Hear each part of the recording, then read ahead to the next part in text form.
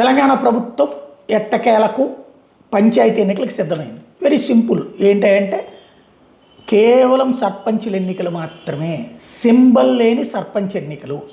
ఇప్పటికే కొంతమంది ప్రకటించేయడం ఏం చేశారు, ఏకగ్రీవం చేస్తే ఎన్ని లక్షలు ఇస్తాం, అన్ని లక్షలు ఇస్తామని. తద్వారా ఇప్పుడు ఆ లక్షలు ఇచ్చి ఏకగ్రీవాలు చేసుకుని గెలిచినటువంటి వాడు మా పార్టీ వాడు అని చెప్పుకునేటటువంటి కార్యక్రమం నడవబోతోంది. 3 దశలలో ఎన్నికలు జరగబోతున్నాయి. వచ్చే నెలలో జరగబోయేటటువంటి ఆ ఎన్నికలు వాస్తవంగా ఇది పరీక్ష అని చెప్తే అంతకంటే అమాయకత్వం ఉండదు. ఎందుకంటే పంచాయతీ ఎన్నికల్లో ఎవరికి అది స్థానికత ఎక్కువ ఉంటుంది, ఎవరికి వాళ్ళు మేమే ఎక్కువ అని చెప్పుకుంటారు. లెక్కలు ఇవన్నిటిని వెరిఫై చేయడం కష్టం. 12,000కి పైగా ఉండేటటువంటి పంచాయతీలు, అట్లాగే 1,00,000కి పైగా ఉండేటటువంటి వార్డు మెంబర్లో ఏమని కౌంట్ వేస్తారు? అందులో సింబల్ మీద జరిగే ఎన్నికలు కాదు. సింబల్ మీద జరిగే ఎన్నికలకైతే ప్రభుత్వానికి ధైర్యం చాలట్లేదు అన్నటువంటిది మరొకసారి అర్థమవుతుంది.